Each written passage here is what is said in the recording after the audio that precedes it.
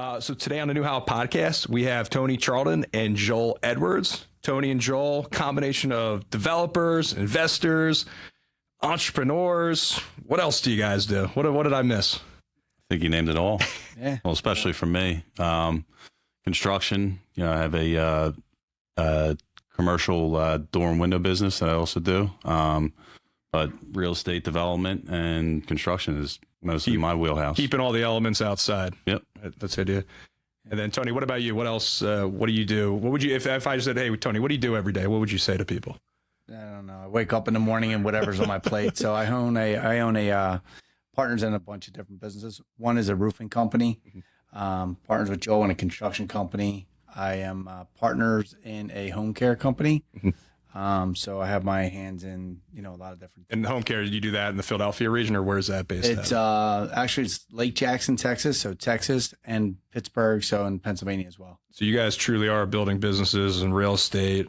Maybe nothing, not too virtual, but you're doing it in multi-states and we talk about a lot of different things almost every single day, whether when we're connecting and talking. But, I always say, it was funny, I kind of giggled when you said, what does Tony do every day? But like, Tony's great at making relationships and finding the right people to kind of mend together to make great partnerships and great groups to, really succeed. So that's a great thing that he does, that I can say that he can attribute to like every single day. What made you guys, for one, want to just become entrepreneurs or business owners in general? Like, what was that like? Was there like a time in life where you realized like, I'm going to own my own business, or like, I don't want to work for somebody else. I want to work with either a partner or do something and build something together. Like, what was that moment for you guys? Do you remember that?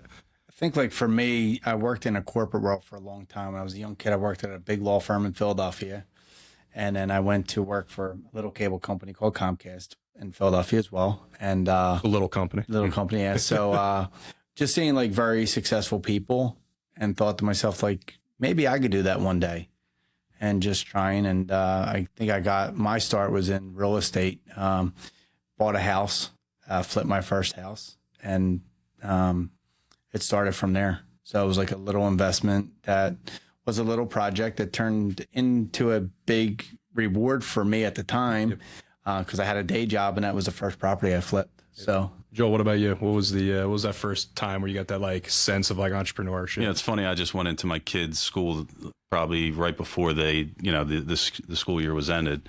And my son's in a entrepreneurial class where they take a small group of kids and they actually they see success in them, and they're kind of like pressing forward faster than some of the other kids. Get them like an internship at Apple or Google right away. So I went in, I spoke to them, and I tested like my entrepreneurial spirit back to like when I was young in the sporting world. So like I wrestled since I was 5 years old, and then wrestled all the way through college, did some international stuff. And I always attested my perseverance, my push, everything that I attribute to business on a daily basis stems from my drive coming from athletics. And then, again, finding the right partners, finding the right, the right deals, the right position, stuff like that. That's kind of what really pushed me to, and obviously money's a big thing in it too. So I want to link you two together now. So you each, you have your some things you mentioned at your partners. Like, how did you two come to be? Why, how is it that you two are sitting here together today? So Tony and I met he lived in Fishtown. I live in Fishtown. We were kind of swimming around the same circles. He was doing real estate in the area. I was doing construction and real estate. Tony walked by, and I'll let him finish the story how we actually met. But he's smiling. That's all. But I was sitting on the front stoop. He's walking by. I always joke around, say I always would catch him checking out my ass, and I turned around one day and I actually introduced myself, and we talked for a little while about the kids in the neighborhood, and realized after talking and talking further, we had a lot in common. Both figured out pretty quickly that we're both good guys, and decided to do something together one day. And then an opportunity opened up. I think the first one was down the shore, down in the Wildwood area. An opportunity opened up, and called Joel and said, "Joel, got a piece of land. We talked about doing something. What do you think?" So essentially, Joel's building it, or you're going to build it, and you're developing it. So like, just like taking your different pieces, the development, the construction, the windows, doors, right? Like kind of just merging it or blending it all together. Again, like I spoke about earlier, it's kind of like finding the right piece to the puzzle, and Tony's great at that. Like, I tell people that all the time. I tell my wife and everybody that I meet. I talk about him and say he finds the right fit. The right people to make sure that that project, deal, whatever it is, finding, introducing, finding you guys as an architect, things like that, the right fit, because we talk about a lot of different things. It's like, like it doesn't make sense to go into any type of project or business or whatever deal it is to like hate to go to work and not like the person or like totally regret what you're getting into. So again, like everything that when we met years ago in Fishtown until we are today, it's just been, it's been a great ride, great experience. So it's only getting better. So agreed. One question I had here that, especially given, when this recording is going on, right, and you guys are in real estate and development, I'd love for you to talk about it, because it's everyone's struggling with it, whether, you're just getting into real estate or you've been in real estate a long time. How are the interest rates affecting you guys, and what are you doing to kind of navigate, or are they affecting you guys? And maybe you can talk a little bit about like what your opinion is on the current, economic market around interest rates for developers and people in the real estate profession. There isn't really too much you can do about it, right? So like if you're into a project, I don't think it's going to last forever. I mean, the rates are clearly higher than they were a year ago. But then what do? Stop and fold? You work through it. It's like everything else. And then 3 years from now, you'll look back and say, man, the rates were really high back then, but we got through it. So I don't think, like, unless you're pulling out a lot of cash, and that sometimes doesn't make a lot of sense for people, I think he's got to work through it. I mean, it's not going to change. I don't know how you can make it change, so. Are you seeing, or like, are you having like to restructure deals? Are you what strategies are you using to navigate the interest rates? I think like how you structure the deal and how you go into the deal is the most important part in times like this. Like there's guys, investors, bankers that we talk to, people that have been through these different cycles and things. They say, listen, interest rates go up and down, money goes up and down, inflation, you name it. But they said it's just business as usual, how you structure the deal, the acquisition, making sure that that's right. Buying it right, like making sure that. Correct. That's what I was not overpaying. That was the biggest key. Like with everything that we're involved in now, we purchased everything right. Mm-hmm. Like for the deals that we have with you guys right now, like the however many projects we have. The one thing that we've seen is, a lot of these projects went on hold. Like COVID hit, interest rates spiked, stuff just stopped, like came to a screeching halt. Like, all right, we got zoning approved, stop. 12, 16 months now, a lot of these, even the smaller units to some mid-level, 70, 80 unit buildings are starting up again. So I think to that point, like so a lot of investors are not builders. Mm-hmm. So we wear both hats. So we're investors and we're building. So we're self-performing the build. Is that your competitive advantage, you think? Yeah, it is. Absolutely. So that's why we're able to sort of like mosey through this sort of a tough time and continue to go down the road of you got the windows and door pricing on lock. You know what that is? Yeah. I mean, really, we kind of covered all bases. We, a lot of like there are like challenges in between, like starting middle project and then finishing project and then like the sales side of it and like everything that kind of attributes to the development and the building side of it. It's just navigating through that and making sure that everything's in your dotting I's and crossing T's, just to make sure that everything is kind of thought out before you even get step into the project.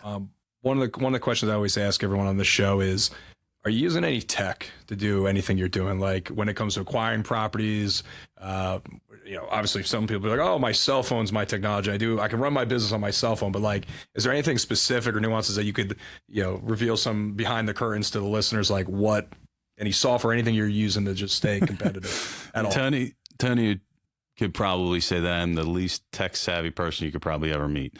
So my biggest challenge right now at this moment is putting a 3-way call together. So if you were to call me while I'm on the phone, I'm gonna hit the arrow button. Joel, make sure Joel, make sure you hit the merge button. Otherwise, you're gonna stand there and like after too much, you're gonna say, "Oh, they hung up on me." But that's joking aside. There are small, like different apps and things like that we may use, but technology is not my strong suit. How about organization? That's a big one. Like, do you use anything to stay organized better? I mean, I'm still like I call myself like a brick and mortar guy. It's like, listen, I have files, I have different things that I put, projects, development things, business related things, all in just still like the books and pages and things, computer work, stuff like that. Again, Tony's more on the technology side, so we can. I'd like to give me a lot of credit because and he's better than I am. And thank you, but that's not saying too much. He has me painted as like Steve Jobs over here. What next Apple phone's coming out? I'll tell you guys later. No, but I'm not too much more advanced than Joel. I'm old school. I like my book. I like to read stuff. I still like to print papers and read them, opposed to.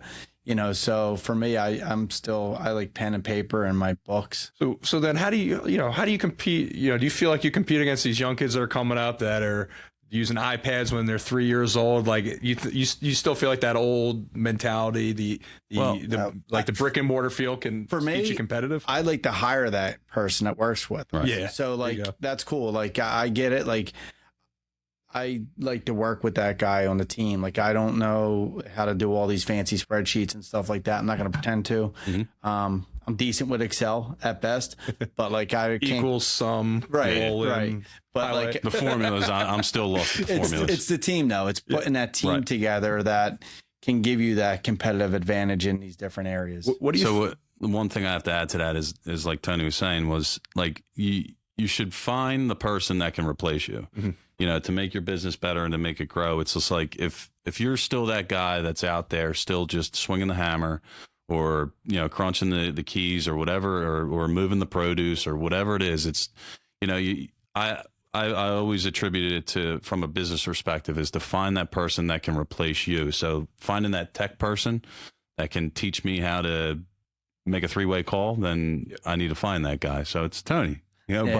But the thing is like, it keeps you around to just connect people. I appreciate that. Yeah. So that's the biggest thing that we both speak highly about is as business owners, business developers, and like entrepreneurs, type spirit that we have. We want to find and include those types of people, that we hire a tech guy or we have somebody that does that type of stuff.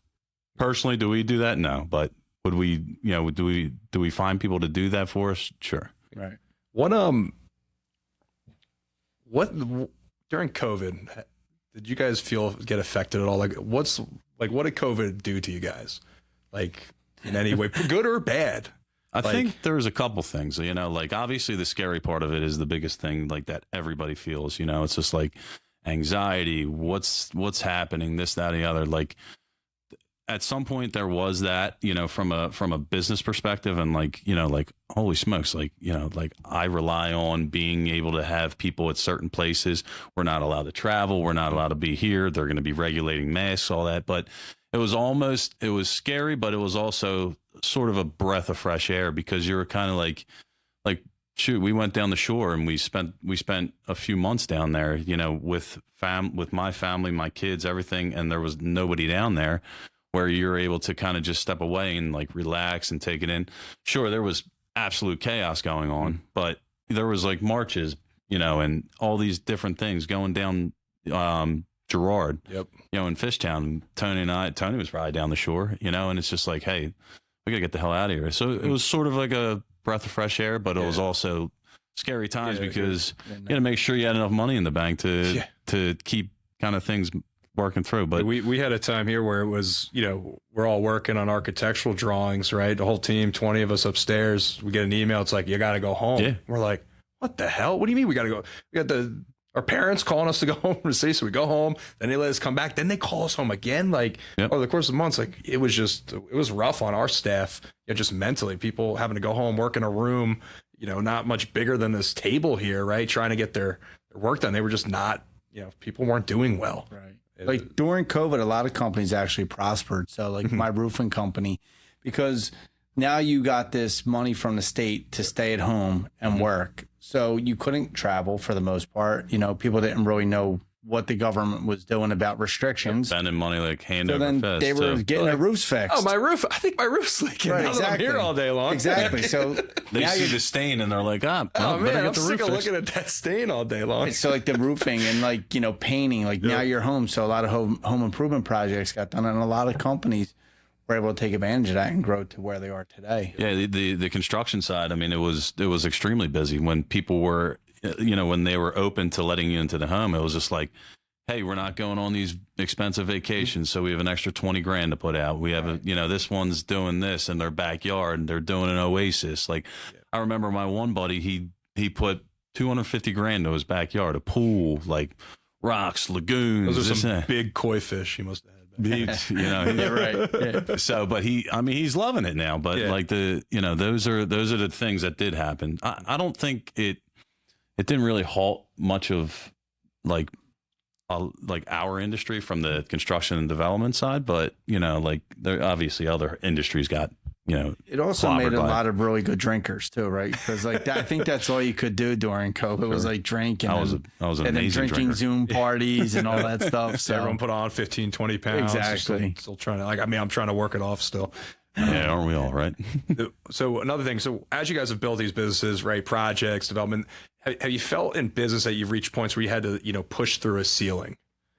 And, you know, whether it's revenue ceiling or like just challenges of, you know, getting people into the right places on your team, like, have you felt any ceilings that you like pushed through and you're like, oh, now I have more time to grow more things, right? Can you talk a little bit about any of those instances? Yeah, and it probably ties in together. Like, so when I first started out, I graduated from college. I went to a bigger, like larger builder, like a Toll Brothers. It was Ryan Homes, and it was in South Jersey.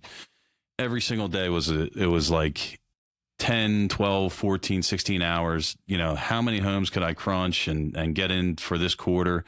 Were they paying me well out of college and I was getting bonuses? Sure. Like, was it fulfilling somewhat because I was learning from the construction phase, making good money as a young kid coming out of college? And then the market crashed, you know, made it through 8, 9, 10, you know, then 11 came around and they started just chopping people because it really wasn't turning as they thought. And then I went off, thought I wanted to stay in the somewhat semi-corporate world and whatnot, and went to this, you know, BS job and basically went in the one day and fired myself. I was like, I can't be doing this anymore. And then it was in a recession. I just started the construction business, and it was just like, this is what I like doing. But, you know, where I see fulfillment and like that push through was working hand in, you know, like blood, sweat, tears pouring into this business. But then years down the road, as I started building the business, relationships, people, building different things, and then, you know, making good money from fixing a house up and selling it and making a great return for it, where it's self-fulfilling, where I could say, hey, this was my work, not corporate work, right? So that was the fulfilling part for me. And then finally being able to find that person who replaces me, so that I can have them out in the field doing the things that I'm doing, you know, whether it's estimates, meeting with people, talking to, you know, doing this, running the jobs. And then, so finding that point, which turns me into then being able to do different things. You know, Tony and I talk about all different types of things, whether if we want to just invest in it, whether we want to just, you know, like do another development project somewhere. So that's kind of like where my fulfillment came from, was being able to, you know, one, financially be successful, but also being accountable for my own projects and pushing through and getting that team so that I can be replaced.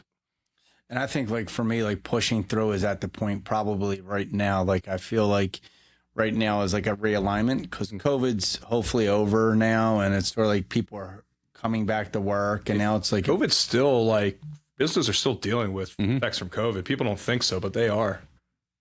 Yeah, I'm sure they are. Yeah, I'm just saying like it's 3 years into COVID now, so like you know how to cope with it. So like It's a lot not of coddling companies anymore, right? yeah, it's like, you know, a lot of companies might have just made like a mandate of like you could work from home, and that's fine. But like Zoom just announced that they're bringing everybody back. there you go. Like a lot of companies have to do that. I feel like you have to go back to work. Like if you look at, you know, the city of Philadelphia, for instance, if you want to do a major project anywhere in a city, around 90%, I don't know if it's actually factual, but it's really close. Like 90% of the revenue comes from downtown Philadelphia. You don't have people going down there, driving revenue.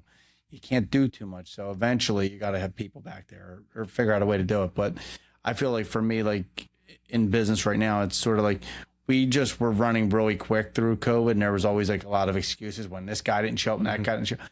Like you can't use them anymore. So now it's sort of like a fresh start. And I feel like if you could do that every few years and just put some processes in place and get a little bit better than you did last year, I think that will, you know, turn into more success. So. Obviously, you do. How many employees do you think you have across all your business units? Oh, a lot. I mean, my home care company alone has quite a few. You know, we have caregivers and a few thousand.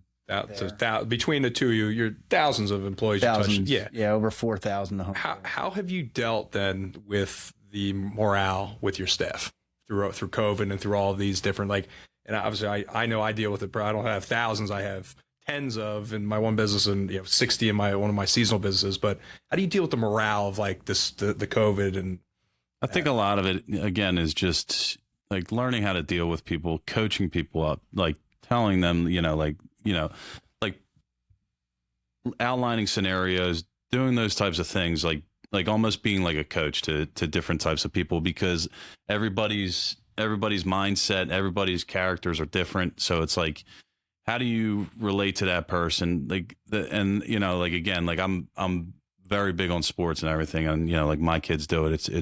It's always trying to coach that person up to succeed, whether it's sports, business, going to church, whatever it is, redirecting them to make sure that they're focused on the important things so that they can succeed. Because if they succeed, you succeed. I think just being transparent with people too, like what you really think. It's like being transparent with them on the way you think that your business should run better, and just being open with them and communicating. Because you're right. I mean, you deal with so many different people. You have different opinions, so you don't have to take the chameleon approach, but sometimes you may have to. It was definitely interesting, because you had some people that wanted to be back in the office, some people that didn't want to be back in the office. I think to your point now, 3 years out, like everyone's coming back, and I think one thing we saw, culture is huge in any business I built, just like the culture of the team, how everyone interacts.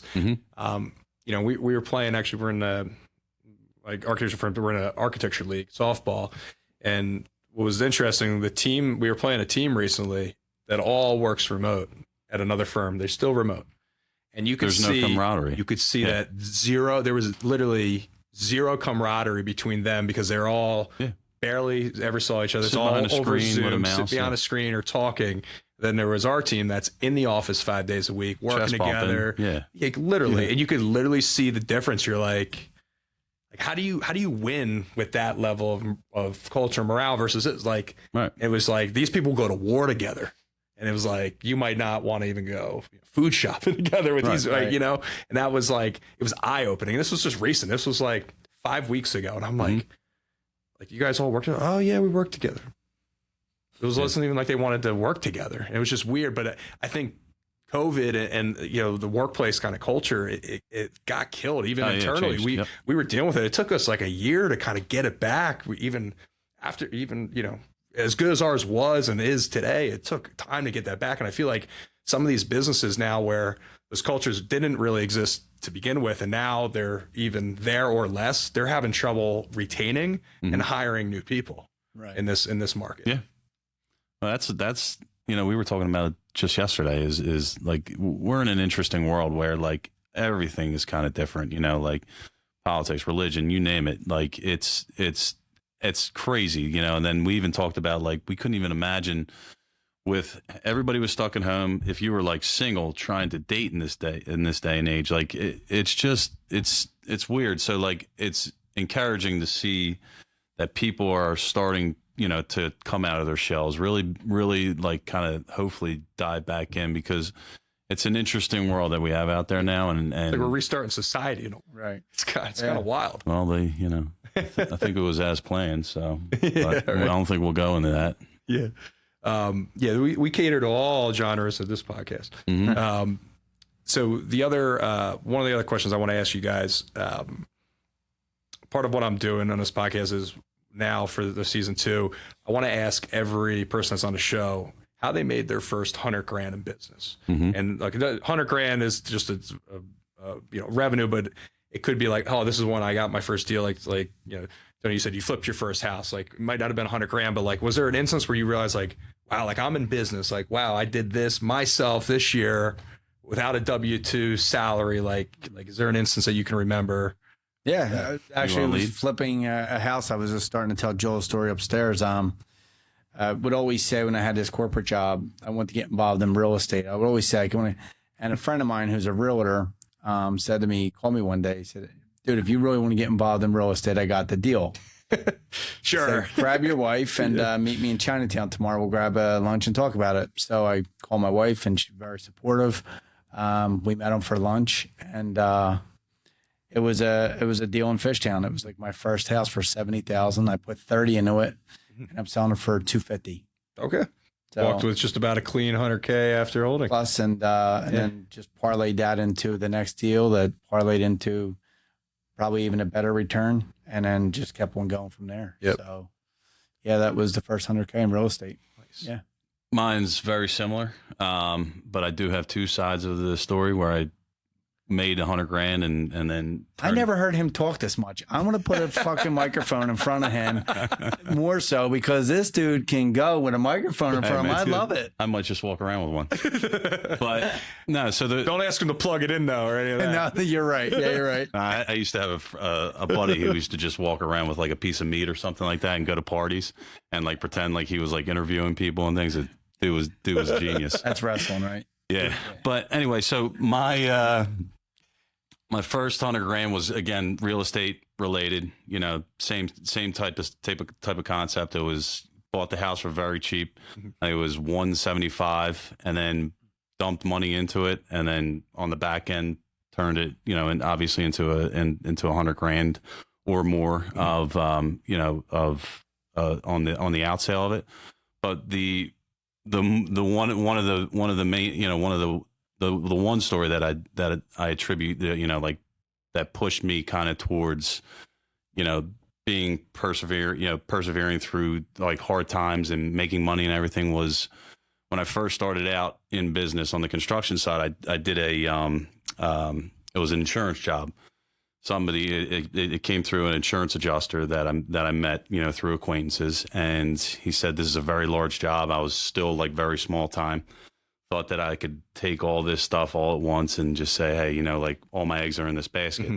I was doing like smaller jobs, things like this. This was like $500,000 job, yeah. Right? So all my eggs are in this basket. We go through the project. I wasn't too savvy on insurance jobs and everything that the adjuster got his cut.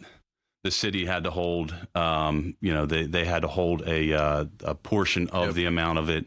And then when it was finally finished, you then went to the city. They released it and everything like that. So, being young in the business world, I just thought, hey, listen, I'll set up a contract and I'll do it in like quarterly draws, right? So I did first quarter, second quarter. You know, as we were going through like the finishing the project out, we get to the end, and by the end of the project, everything that I've already accumulated in my business, I started pouring in this because I was paying for materials, labor, everything. I would have netted walking away with it from the project at like $92,000. And I go to the people with the final bill, and I said, here's the final bill, you know, just wet behind the ears and everything, and said, you know, I'm waiting for my check. And then the person said that I'm going to die in this house. I'm never going to pay you. I don't have the money. Yep. So that was the first time that I lost close to $100,000. But then, you know, put a lien on the house, went back to it, and I said, hey, listen, you know, eventually it'll come around. So you're going to die and I'm going to get my money. But it's yeah, exactly. It's a learning experience from there. So which I could have done a lot of different things, but looked back at it and I said, you know what? Hey, persevere through and keep pushing. My favorite are the liens, because for the listeners that don't know, so in the city, if you do work on a contracted base or a homeowner or someone and they don't end up paying, you could put a lien on the property. My favorite are the calls you get like 4 years later. It's like, hi, I'm Sally with so and so title company. I noticed you have a lien on this property. Please send me a payoff statement. And I go, Sally, can you just confirm with me that date? Run it at the 7% interest a year that the city allows. Send them a payoff. Those are my favorite checks. It's by far, but it happens. And even if you don't renew the lien, like they say, you have to renew it every 2 years. Every 2 years, it's bullshit. They don't want to deal with it, because if they don't pay it, they can still be tied up in litigations. Most of the time, they'll just pay off the lien regardless of that. But it's a real thing. You don't pay your contractor, they're going to get paid somehow. It's just a matter of eventually, when, with interest too. So it's like the ultimate CD, I feel like. 7% a year guaranteed until it trades. Well, then you can look at it on the other end of the investment side, where it's like, if you would have had that money, you would have been able to make possibly 5x it or whatever it is. But again, it was a early learning experience that I remember sitting. It was 3 days before Christmas. We just moved into a house in Fishtown, the house that I met him at. And I sat there thinking to myself, like how the hell am I going to get gifts for my kids? And I poured everything into this. I got like damn near nothing left. And then, again, here we are, years down the road, it was a learning experience, got through it, and, just keep persevering through. I think maybe we can chat on a couple more of these topics, but everyone thinks like entrepreneurship or like running a business, like, oh, you're just going to grow it. Like they look at guys like you and they're like, wow, these guys are building homes down the shore, doing all these cool projects. Like, they must be so lucky, right? People think it's a straight path up, but it's up. It's 4 down, 2 up, another 4 down, 10 backwards. Up. Like, like, can you talk about, any other highs you feel you've had, but also some of the lows that you've gone through in building your businesses? Some of the highs, I think we just sold another property last week. Sure, that was nice. It's always nice to get a really nice check. That was a high. Those are always the high. The payouts. But thinking back on the project, it wasn't too painful.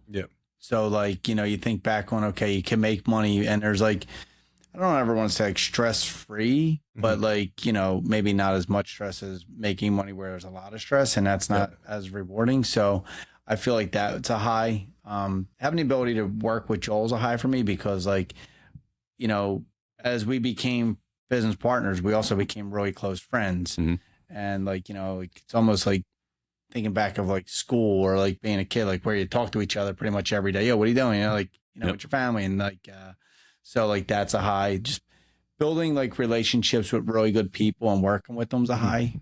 For me, I like that more than anything, because I feel like most people that are like-minded, if your ultimate goal is to make money, you'll do that. I mean, you'll do that. That's really not the hard part. The hard part is sort of managing the personalities of your partners, because we all don't have great days. We all can't always get in contact with each other. We all can't just knowing that who your partners are and respecting each other, those are highs for me. Like you were saying earlier, people think that, he has this or he has that, he drives this or he drives people I know for myself, and, fortunately my youngest son is 20, so I don't have to run to the fields anymore or anything. But my Saturday mornings, I'm out looking at work.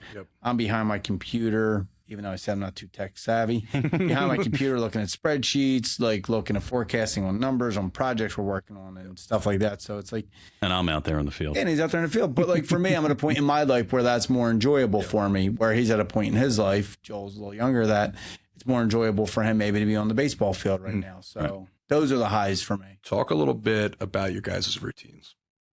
Being successful, right? There's a book by Tim Ferriss, Tools of the Titans. And in that book, he interviews, essentially goes around to some of the most influential people on this planet and goes, why are you most successful? And a lot of times that essentially comes down to their routines every day. Can you guys give a little insight to when your mornings start and when your days end for people, so they can hopefully say they're not too different from you, but they hopefully will see the slight differences what allow you to be successful as you guys are. Yeah, so it's very similar, it might be more kind of spread out. The more you have your hands in different things, the the tougher it becomes to be just a daily thing, right? So like my day starts out, I work out in the morning, then I get the kids ready, to get to camp, school, whatever it is, see them off, do whatever, and then kind of start my day, doing whether if we're meeting up and we're working on stuff or I'm working on different stuff, on the construction side or, whatever hat I'm wearing at that day, doing that, then, going back, transitioning back to like your everyday life, with your being a parent, like being a husband, that type of thing, picking up kids from school, whatever it is. And then like I have tonight, I have soccer practice for it. I've never played a game of soccer in my life, but I'm a coach. And again, did you pick up the cones? Do you have the orange cones? Absolutely. I got cones. I got the shirt, I got the whistle, clipboard. But again, like it falls into a similar routine every single day. And, like the ultimate goal is for me, it's always been how do I find different ways that I can provide best for my family and the people around me that I care the most about. And that's really it. And I structure it around that. You're going to have highs, lows, and great days and shitty days, of course. But, it's the same kind of structure every single day. Go in, wake up, work out, take care of my family, do business. So it sounds like, you do have, because with all this stuff, and I'm the same way, like there's days where it's like, you're not sure what's going to happen between these hours, but it sounds like you have a couple things where it's like, hey, in the morning, every morning, I hit the gym or I work out at my house, whatever it is, ride Peloton with Kendall, like whatever you do, no judgment. Right. Yeah. And mine's, then, what's his name? Who's what's the one girl's name? Oh, you do the Peloton. Yeah. I nailed it. Yeah. You nailed it. Nice. Yeah, no, I do the Peloton. I run in the mornings. I do like calisthenics and stuff like that. But you do it consistently. It's like, do you miss a day ever? Yeah, of course. Yeah. Like, would you say maybe 3-4 days a week you're doing 3-4 days a week. Yeah, that's a lot more than most. Yeah. 3 or 4 more than me. So he just picked up a driving hat today. Yeah. I bought a running hat, but I said I don't run, so I use it for driving. So what about you, Tom? My routine's sort of the same as Joel. My wife and I get up every morning around the same time. We have dogs. We let more so my wife will let the dogs out. I'll go up and make coffee. Same thing every morning. And right at like 6:30, I hop on my computer and I look at what I have that day. And I look now. What I've been doing is looking at like what I have that day and then tomorrow to try and see what I could hop on right there. Yep. Mm-hmm. So like the first half hour, 45 minutes, it's my time, and like that's just like for myself, not to call like any of my business partners or friends. And then after that, I'll call Joel. Yo, dude, what are you doing? Because I already know his routine. Like the kids are just getting dropped off at school, and it was driving to Loudon, and now like next week it'll be driving to the next project. Yep.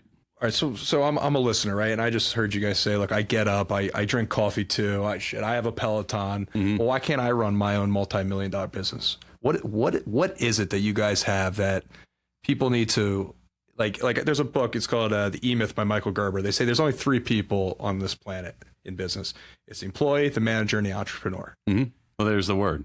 Entrepreneur. Right. But what is it that you guys have that allows you to then just start executing at a highest levels that where like someone that doesn't have a business can't just wake up tomorrow, drink a cup of coffee and get right to it? So let me run with this one first, if that's cool. So yeah, absolutely. For me, like I have, Joel's my partner in the construction. I have a partner, Greg and Jimmy, in roofing. I have a partner, Mike and Joe and Kevin in my home care. So like I can go on, but like I look at like I'm also responsible for the employees. Mm-hmm. So like not only my partners and their families, because what I bring to that table is going to be the success for all of us. Mm-hmm. So like for me, it's having that on my like back, because I've always worked at a day job that it didn't matter if I went to work or not or whatever. Like Comcast's checks were always cool. They were always clearing. Like, when you have to fend for not yourself, but everyone else, it sort of gives me that drive. And I came up from nothing. I didn't go to high school.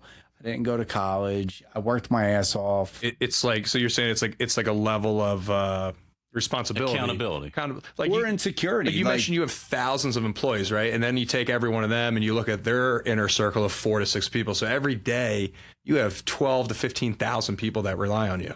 Yeah. never really thought about it that way, but yeah, like, yeah. So Wild. like It's wild to think about. when you It's like, so you can't fuck up, right? Like, Right. like you get up every day, you're like, yeah, I got to minimally do this. fuck up. Yeah.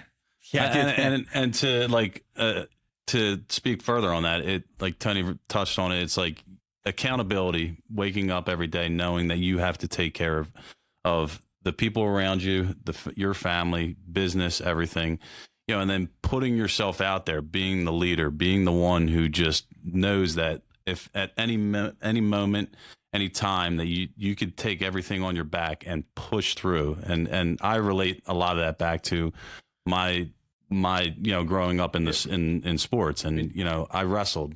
I was out there by myself. Yep. Every single match. I didn't worry about, so there wasn't somebody trying to, you know, like back me up or anything. It was just one-on-one, and that was it. So that's, I guess, the next part. Like, do you think you can train to do what you guys do? Do you think it's like I can go to college and get a degree in entrepreneurship and come out and I can be Tony and Joel and start? For me, I think it's your circle. It's who you surround yourself with.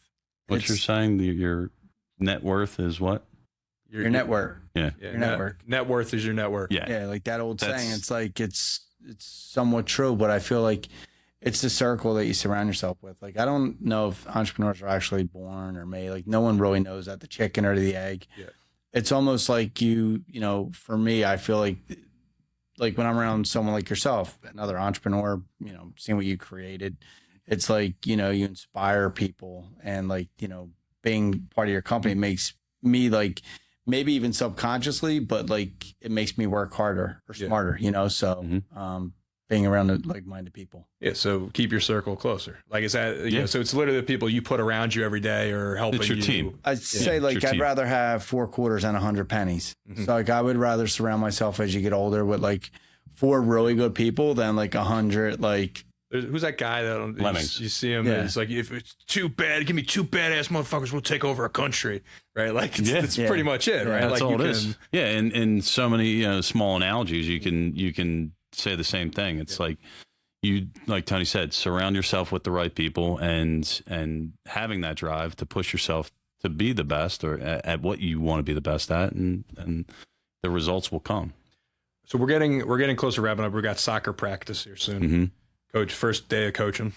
I'm only assistant, but it's right. second practice. All right. So, but I will say he does have a World Series under his belt for kids baseball. That's what I was told. Two of them. Well, two of them. I was told one that. was in Fishtown. The other one is out near where I can't validate the second one, but I can definitely tell you about the first one. So That's awesome. Yeah. No, I mean, again, I thrive on, like, I say, coaching people up and trying to make them perform at their best. What Tony's talking about is he met with Larry McKnight, who does River Wards. You know, they have the River Wards Development Group, and I coached his kid in the Fishtown Rec League for the longest time. I mean, we played on fields that were like beer bottle ridden with glass and everything. But if you can play on that, you can definitely play on a nice like thing. kids that Larry did validate that Joel kids was a that good couldn't coach. couldn't even tie their shoes coming in. But like, again, just like getting those kids together, like really building them up, making them believe that they could be the best. You know, it didn't matter. Like, you know, just putting those kids together, building them up, and then just you know, coaching them to be the best. That, and then we went in and we won a inner city championship. What you're tying back into what you're saying is like tying back into a question you asked earlier. It just comes down to routine, man. Right. Like you said that earlier. Like you said, these kids didn't know how to tie their shoes. And then eventually you teach them how to tie their shoes. They and show then up tie for their shoes. practice at the same time. Yep. They're there. Right, They so wear the it's like uniforms. Where the word accountability comes in, and you know, it's just those little things. It's not hard. It's not. You don't need to go to college. You don't need to be. You know, Tony didn't even go to high school, my man. You know, so you don't need to be super, you know, educated and things. It's small little things that helps you push yourselves to be a better person, entrepreneur, family member, you know, friend, that type of thing. So to close out, I need like a 1 or 2 liner from each one of you. So what I always ask on the way out of these is something new, like not necessarily your network is your net worth. Like, yes, that's important. You can read that in a lot of books, and a lot of people know that saying. But if you were, pretend like you're not coaching Little League or soccer right now, you're talking to somebody that's in their second year of college and doesn't know what they want to do as a major. What type of advice would you give them? right now? Like I'm just sitting here thinking as you're talking, it's like, it's not like a matter of like if you have it, it's a matter of like if you want it. Mm-hmm. So like if you know like you want something, you'll get it, because no one knows if they have it or not. Like it's a matter of if you want it, and you can get it. Do you believe in the positive thinking, like like literally, like you can literally almost will it to reality? Yeah, I do believe that. I believe that because that's sort of like how I got to where I am. I do too. I agree. You know, I think that Greatly believe that the mind is this, is the strongest part of your body. You know, like if you put your mind to anything, you can overcome anything. So, Yep. I mean, I would say, again, like just to the guy who's, his second year in college, like I said, I went to my son's entrepreneurial class. I said, you don't need to go to college. You don't need to really go to school, but like finding that thing that you love that you can like grasp onto and kind of run with and be the best at, from a performance standpoint, that's how you're going to So yours would succeed. be passion. Like you got to Yeah, of find, course. you have to find your passion in yes. whatever it is you want to do. And if you don't know, you just keep turning over stones and figure it out. Like as an entrepreneur, I could wake up tomorrow and say, hey, I want to open a pizza shop. Yeah. And then and find out if that's my passion at that time. But like right now, what I do right in this current state is construction development, and anything related within that world. That's what I'm passionate about. That's what I'm doing. And it can, like I said, it could change overnight. I could want to be the best surfer in the world, tomorrow and try surfing, but I'd fail. I don't know, Joe. You're pretty good at pretty much. I got everything good you do, balance. so, yeah. Well, guys, I just want to say thank you. I appreciate your time today. Inspiring. And also, I think highly educational for people that, are thinking about starting a business, or even in real estate, just thinking about wanting to do a deal, just what it takes. And, some of the recaps are just, that comes to mind for me is surrounding yourself with the right people, the positive mindset, finding passion in what you're doing, and also going through the bullshit. It's going to happen, whether it's COVID, a deal goes bad, someone doesn't want to pay for their roof or their project, right? Like, it's, you have to just keep kind of pushing and stay positive and knowing that at the end of the day, you're going to get there. Absolutely. Yeah. Any last parting words from you guys? No, I mean, thanks for having us, and You're welcome. And love to get back on, give you updates later on as things keep going through. But yeah, I mean, it's just, our stories are going to be different than everybody else's stories. And, like my, what I can put out is different, and saying what Tony can put out as from an entrepreneurial or business standpoint. So like, just keep pushing through things and finding that right fit for whatever you get yourself into. Thanks, guys. Thank you. Thanks. Thank you.